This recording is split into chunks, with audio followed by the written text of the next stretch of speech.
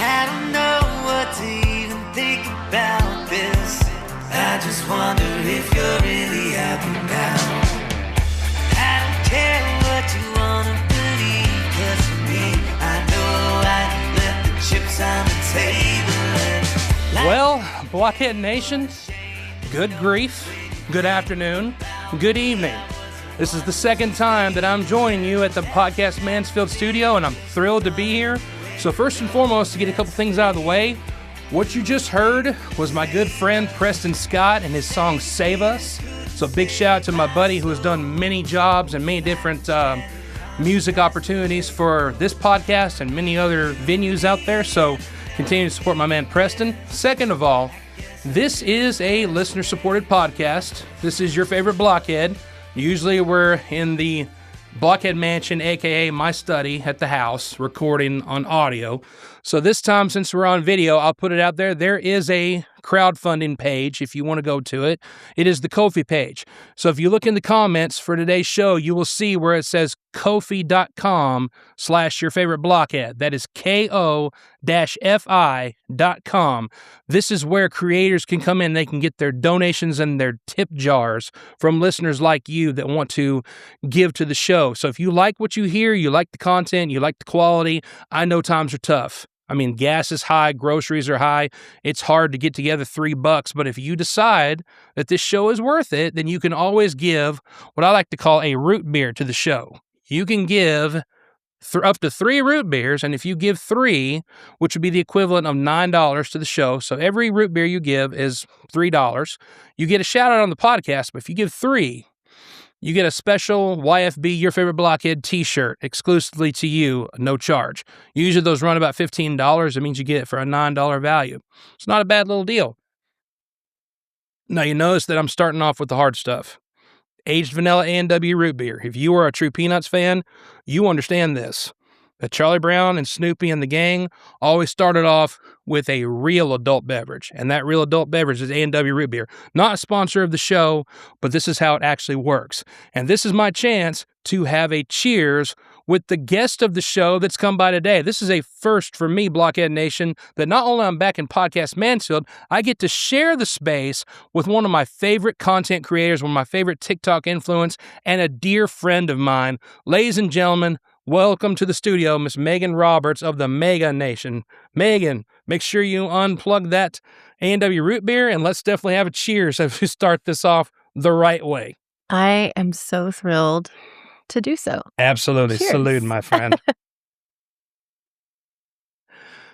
Now, to get this show started right, we have had something in the making for a while. So first of all, we got Preston out of the way. We got to hear his music, got to get the Ko-fi page out of the way. Now we get to the fun stuff where I've introduced you, and I did this back when I did my Christmas episode. I get to pop the paper a little bit because I've got a little bit of a layout and on a line out of what we're going to talk about today. I'm not sure what direction this is going to go, but we have something that you were supposed to bring to the studio. Yeah, you had a job, and this is where we get to reveal it to the Blockhead Nation. So let's see. Did you follow the assignment? So the assignment was to bring the pretzels that we have been talking about for an ungodly amount of time. This has been a year in the making. It has been a long time in the making. But I find that as I get older, my brain has become actual mush. And so instead of ordering our pretzels for the Mansfield location, and I was so proud of myself for having placed the order a day before and a good pickup time and everything, I just didn't think about location. So our beloved pretzels are in Waxahachie, and someone else is going to enjoy them, which is infuriating because it's my favorite thing. But it's okay. I did bring another item that does start with a P. Okay. And it is more of a surprise gift for you. Well, fair enough. So for longtime listeners who know that your favorite Blockhead has gone through some major life changes, I myself have gone through some major life changes. And one of the blessings of those all the life changes was acquiring some really gnarly things And one of them that we acquired, as soon as we saw it, the entire family was like, we know who this has to go to. It is a very treasured piece that our family has loved for a very long time, and it is something very near and dear to everybody in the family's Oh, wow. hearts. Because, as you know, my daughter is named Lucy Yes. um, Certainly. after Peanuts. So here's a gift Mhm. for you. These are some antique. Oh, no way. Oh, my goodness Antique gracious. Charlie Brown and an antique Snoopy. Unbelievable. They are in fantastic condition. Our uncle was an avid antique collector. We have over 2,000 model cars. We've got to figure out something to do with right now. He was a massive Peanuts collector and fan. Wow, I'm going to sit there right here in front of the audience for us to take a look. This is And they've great always, stuff. these have been in a case ever since he's had them, but he had them proudly on display in his home. Oh, wow. And so, as much as we love Peanuts in our house, and as much as a Peanuts family as we are, Sure. it was understood.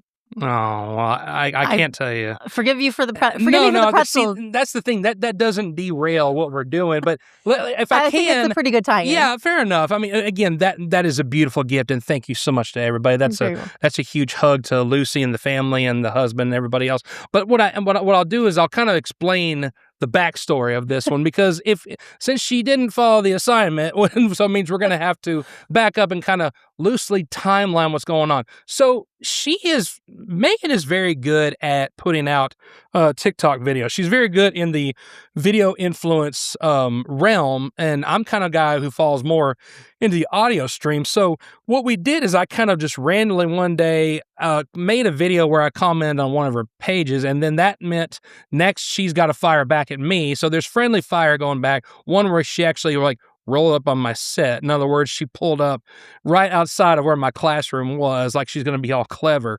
But there was a point to where she had a video where she was venting about something. It was legitimate issues, and she finally just had one of those, you know what, I've had it with y'all. And she was sitting there eating pretzel sticks. And so the whole time that most people are watching this and kind of being the cheerleader, being the, you go girl, you get that off. I'm sitting there going, I just want those pretzel sticks.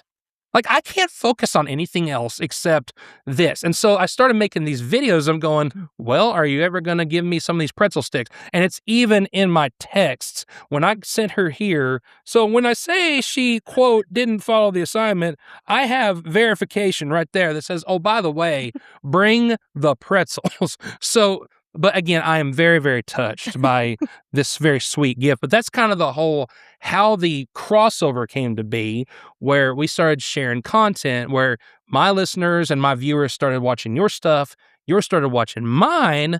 So that's just really how that came to be. And the best part for me was when students would actually go, are you and Miss Roberts having a beef? And I would throw my head back and laugh, and I go, you uneducated Mark. But yeah, I've got you now. You're paying attention. So, hey, we got you. We lured you in. So the Blockhead Nation, the Megaaa Nation have converged. That's pretty much how that came to be. Would you say that's accurate? Yes, 100% accurate. There was never a Britney Christina beef. Bless the children for thinking that there was. Yep. But there wasn't. It was all in jest and all friendly. 100%. I love that you brought that up, because that's even a callback to the 2000s I'm going to use later. So you're already kind of prompting some of my questions, which is good. But I will start with one. There was a video that I did want to ask about. I don't want this to take a dark turn, but I think it's kind of, there needs to be some clarity for myself, for the Blockhead Nation, and for your listeners, because there was a court case that did affect you not long ago. In the early month of May, this monster was convicted and was given the death sentence. What I'm talking about is the Athena Strand tragedy. And so that was all through the month of April. Everybody's following this really closely. And so you had made a video that talked about how this was not far away from your background and your location. So if you can, just for the listeners of what you want to share, Sure. You were following that fairly closely, and it's close to your hometown. So could you elaborate on just how that case was personally affecting you? Absolutely. So for for those that will eventually be able to see, my hair is currently pink. Correct. It's pink and purple, but it's currently pink, and it is pink for Athena. Yes. Yes, the area where the case happened is quite literally miles from my family ranch that I Right. grew up on. It's the community that I grew up in. The school she attended is where my mother taught. It's where my niece and nephew go to school. Like it's right in my backyard. Sure. And to make it even crazier and a closer connection to it, Athena's teacher is actually I was her babysitter when she and her sister were growing up. I raised those girls and love them so much. And their mom is my mom's best friend. They share the same name. And I mean, we've known this family forever. And Athena's teacher she'd already gone through some other losses of students. And so it hit particularly close. It was really hard on the whole county. Sure. But it was really beautiful to see my hometown come together and the entire county just pour their entire family with so much love. It is really one of those things where something just so tragic and traumatizing happens. Right. But it's so like the Lord to use that as a way to somehow ease, I guess, the community's hurt and everything by making it such a tighter community and blessing the community by all the support that everyone had. And so, ironically, that kind of segues great into another life update for you. Yeah, sure. That the case that I was following this one particularly so closely because most people that follow me on TikTok or know anything about me know that true crime that's it for me. I absolutely love true crime. So that is why I'm going to be starting my own true crime podcast in the very near future. At the end of summer, it will be up and going, and it is going to be a mega true crime podcast. I can't wait. It will cover some of the smaller cases, more local ones. We have, the Missy Beavers case here. So this is an opportunity for me to highlight cases and put some small town humanity behind those cases and dive in. Wow. Two things I can think of right away when I say this is when you look at, I know it doesn't mean to sound negative. It just means that when you look at true crime podcasts, that is easily one of the most heavily saturated fields, but it's the one that most people, when they say they listen to podcasts, they do turn into true crime. So you could easily have a very big audience following you with that, plus the ones you already have, plus my listeners who will travel over. That's the hint, direct traffic that way. But at the same time, that just means there's some heavy, stiff competition that's going to be in that. So, and hey, Blockhead Nation is more than happy to help you in that realm because I've kind of found my lane in society and culture doing this, which again is very broad as well. But it ultimately, if you're having fun with it and you're enjoying it, and you need any help along the way, I'm your guy. So to kind of quickly pivot a little bit, just because we were already talking about you were involved as of lately with the high school band you're with. We won't name the district. We won't go into details. But you are a band mom, and you are heavily involved in that. So I guess this is a moment where you can kind of let my listeners know, where you can draw the curtain back a little bit. Do people really realize what goes into volunteering for these events, these banquets? Sometimes they do not go according to plan. Where I'm very well teeing you up right now on this one. This is where you get to go into those waters a little bit, as deep as you want to go. Yes. So I had no idea what I was in for. I had a general idea of what the needs were, and that I knew they were great. Right. I didn't know that you could do a volunteer position that essentially should be a paid paid job Yeah. because it is so much. But uh, it is waking up at 4 a.m. and having to be somewhere early. It is getting home at 1 a.m. from a football game and turning around and being back at the school at 6 a.m. It is, and coming home at 1 again. Right. So, Is that kind of a schedule? it is that kind of a schedule. It is a lot, but despite the politics of it, the humanness that comes with volunteering, Sure. despite all of that, at the end of the day, if you are able to support students being in a happy, healthy environment, there's no greater joy or blessing. Like, it is the exact same. I know we both have been caretakers and we understand, like, that is, Right. I really genuinely feel the elderly and children are, if you can serve in any capacity there, that is your greatest blessing in life. That is the best thing you can do as a human. I think it's the most fulfilling thing you can do. And so I've had a whirlwind of a year doing it. I think I did a pretty dang good job. I Yeah. went from feeding kids like they went from Chick-fil-A and pizza every week to, like On the Border, Mhm. Yeah, there were upgrades. local places. I just Tuscan Slice. I mean, they Yep. got good food. And they had great snacks. We just had a blast. And I wouldn't trade those core memories. There are a couple of nights I remember with getting to celebrate with my son, all his friends, all these kids that I've watched grow up since they were babies. Having those core moments with them, it made the days that we cried in the car, it made those days worth it. Which were Where- quite a few, where to you my were understanding. cried in the car and punched the steering wheel a few times.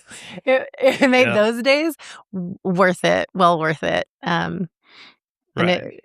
I said yes for another year, so obviously That's it. I'm either a glutton for punishment or a very kind person. Yeah, It's got to well, be somewhere in the middle. It's like you said, now the dust is settled. In hindsight, it is worth it after you kind of sit Yeah. back and look at it from afar. And that's very true with me. And you hinted at something else that once again prompted where I am. And this is how far we want to go with it. The one place that politics don't belong are in things like youth activities, youth sports, things like the band, the choir, of all things. I'm like, this has got everything to do with what's best for kids. And let's not kid ourselves. Somehow, this man-made drama known as politics loves to work its way into that. So I guess this is more of us having a public service announcement as people who have worked in districts and work with kids and all these things. We're looking at y'all lovingly and telling you, stop it. Okay. And I say that just because we are getting towards another big part of that is, let's face it, is when the governor is up for election, it's almost like the politics come in threefold. So, I guess it's kind of one of those, just loosely in a broad sense, what is something that can be doing for listeners here that can minimize where school politics don't belong and where we can allow the kids to flourish a little bit? Maybe that might be a great way to go down this road. Well, I've actually had some really interesting conversations recently about that very topic. And Mhm. I've just been sharing with a lot of people that lately, I know I've had people reach out to me and they're like, your content is really specific. You don't post any, or you don't say things about this. You don't talk about that. And truthfully, I could rant and rave for days about Mhm. anything. But as a millennial that yearns for nostalgic things, simpler things, Mhm. I've been encouraging people, if you think you know so much about it, I challenge you to read a book about it. Yeah. And then I challenge you to keep that very well-informed opinion to yourself. Yep.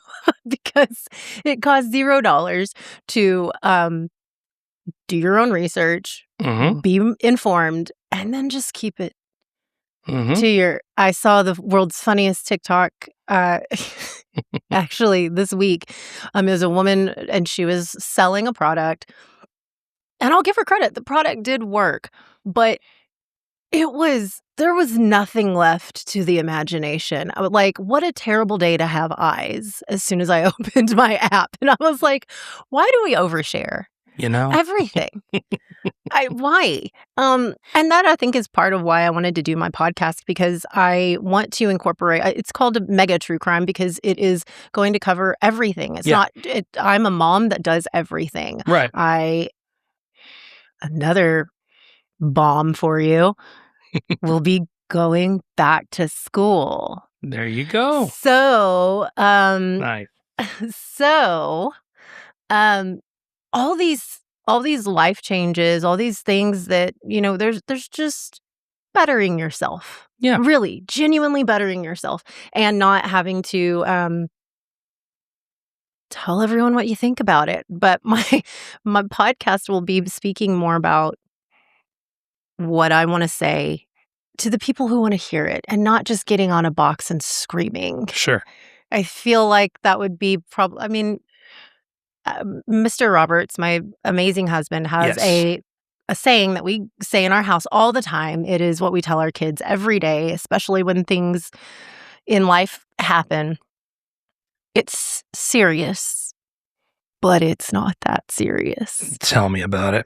Yeah. Like if you want to see kids thrive and you want to see them succeed, let them. You don't have to regurgitate everything to them for them.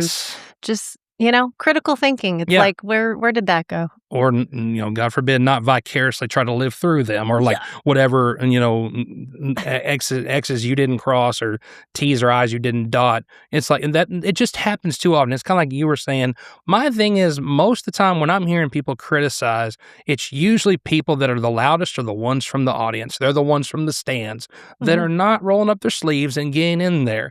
You have a problem with how things are done in school? I didn't see you up there substituting on a Friday. I didn't see you volunteering. So that's kind of where my mind was going. And and I didn't want to specifically pull out. I'm like, just there is an election coming up and there's a lot of things on the table, people that will stay or go. And a lot of times it comes down to your voice has to be made through these types of mediums, but also it means you got to get down to the polls and vote too if you got a problem with what's going on there, and get educated. And again, costs you no money to do your research. That is what I was looking for, to be honest with you. I was not prompting you in any particular way. It's a broad statement out there, but you and I have had many conversations like this behind the curtain. So, pay attention and don't pay attention to that man behind the curtain. But I love that you even mentioned as a millennial, because a second ago, I'll kind of prompt this question a little bit more with the others, because we've got a band known as Evanescence that just dropped a major bomb on us with their newest song, Who Will You Follow? If you haven't heard it yet, this is not like I'm queuing up Preston. That song is almost flawless, and it's like, this isn't going, hey, 2002 called. No, this is 2002 reaching out and grabbing 2026 by the throat and saying, let me walk you through what we were. You already know what I'm talking about. So this song is like, it's refreshing how they've aged like fine wine. It is total fire. That entire song, that entire album, still listening to it and was listening on my way up here. But in the words of Evan, I've always wanted to ask this from the female audience. Most of the time when I have guests on, they're usually male. The ones that do listen, typically 90% of the time, when I look at the analytics, are usually males. And I've kind of always wanted to ask this of a friend of mine who's female. And it seems to work because, one, just like Mr. Roberts would agree, you're a lovely lady, you have a lovely family. There is a song by Evanescence called Everybody's Fool. If you look at those lyrics in that song, I've always kind of wanted to say, how truthful, even though she's kind of hinting to celebrities at that time. I think one of them was probably Christina at that point, was saying, lay off of this girl. This is what's really going on behind the scenes. But to read those lyrics of Everybody's Fool and say, never was and never will be, have you no shame, can't you see me? Is that something that has resonated with you in your life? How truthful or accurate would you say are those lyrics by Evanescence? Spot on. I'm glad you see where I'm going with that. They're spot on.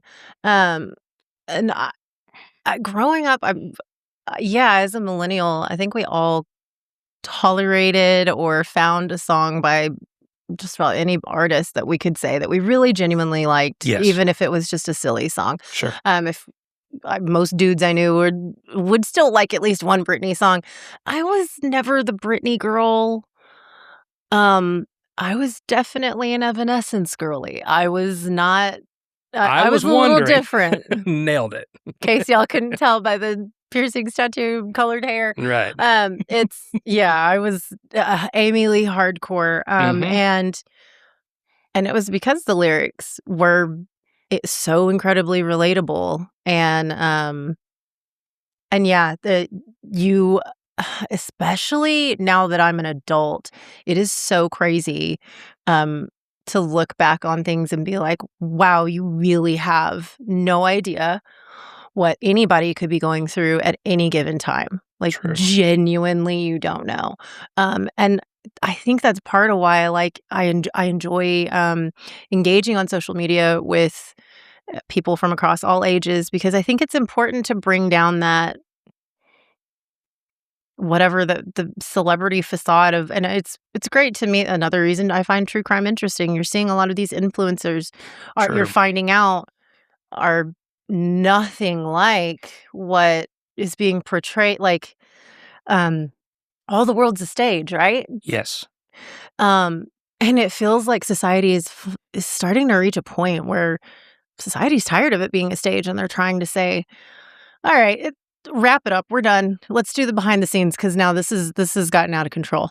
And I've personally, I know some friends that are walking through probably the hardest probably the darkest, scariest valleys in their life right now. And it really isn't hard to just be a human and take it with a grain of salt and not just assume. Sure.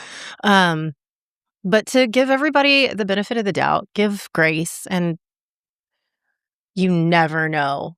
You never know what's going on behind the scenes. Yeah, that's true. And I really appreciate, like earlier when you came in, when you mentioned about the changes for my life, that is true for the listeners here that may not have known, is that my mom did pass this year from pancreatic cancer. Well, she was diagnosed in August and she passed Christmas Eve, which again, when you look at it as a bystander, you think, well,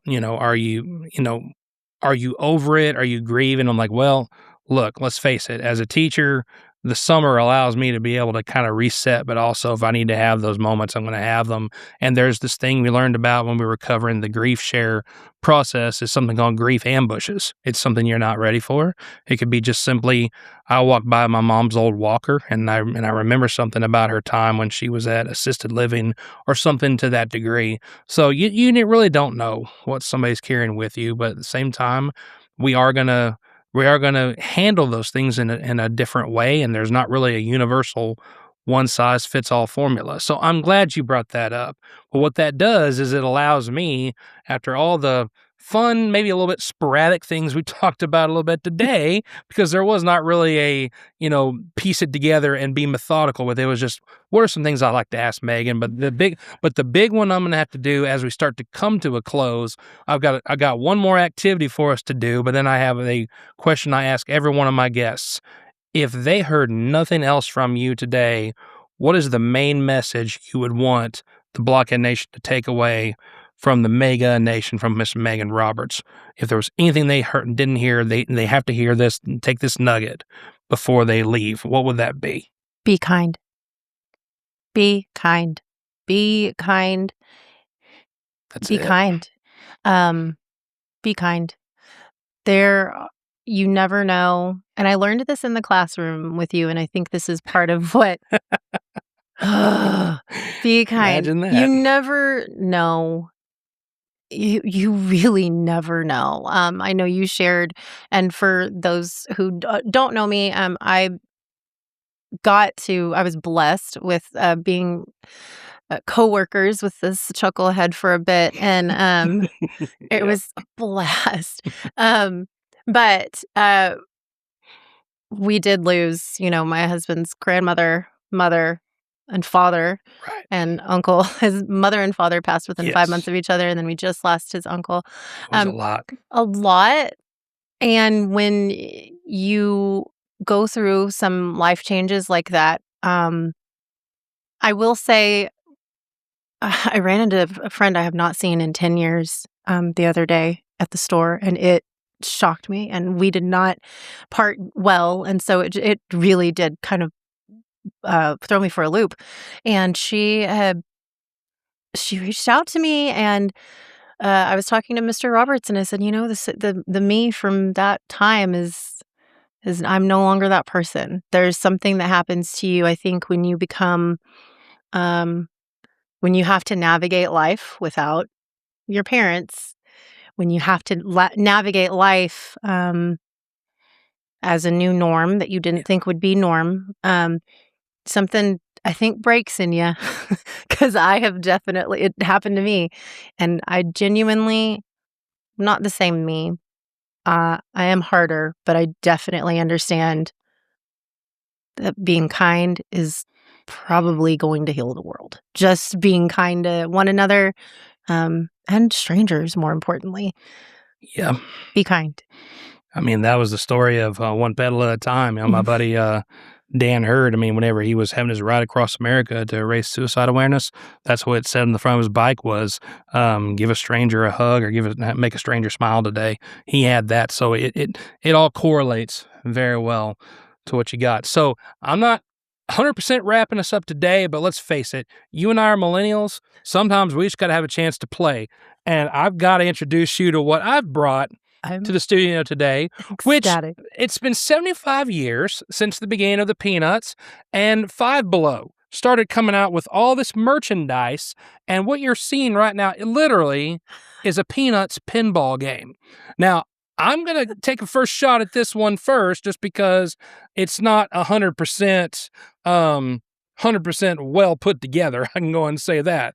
But, it's like for us that used to do pinball games, and we went through this AOL phase where we had to do it on the computer. Well, we're going to see if I can start my score right there. Can't show it to the audience yet since I have it turned the other way, but I'm going to see, and I'm following. I turn the power on, reset the score, and we're going to have the game. So we're going to launch this ball. We're going to see what happens. We are literally playing Peanuts pinball at Podcast Mansfield. Nobody under God's green earth can say this now because it's happening. And it does have sound effects. And so again, I guess my days of playing pinball on my Microsoft and on my old PC paid off a little bit. So I am sitting for my score, just to show the listeners, we got about 756. So what I'll do is I'll reset that. The stage has been set, so I will get you set up for yours, Miss Megan, for the Mega Nation. So that is your penance for not bringing my pretzel sticks once again. So if you pull this back and you have your flippers, let's see if you can beat my score. Let her rip, my friend. Are you sure you're ready? I don't know. Lucy pulls the football away every single time, but we'll see if she can. Ow! We're going to give her a second chance on that one. We got to give her at least 3 chances, right? I'm from the 1900s. Exactly. You have to give me at least. The fact I have to shake it to get it inside of the chute. It's fine. And it says it all. Okay, now I'm ready. Since 50s, I was way too you have a child at home named Lucy who's your own psychiatrist. I know. And I guarantee I'm going to hear. Yeah, and then it gets hung there. Imagine that. Hey, the same thing happens to me every single time. No. There you go. And we got 126. It was so close, guys. So the standard was set today. I think that's how we should honestly end this podcast. As a reminder, don't forget the Ko-fi page is going to be in the comments, kofi.com/yourfavoriteblockhead. Stay in touch with Megaaa, my friend here. Keep watching, and we will catch you next time that we go on audio or video. Same blockhead time, same blockhead channel. Preston, play us out.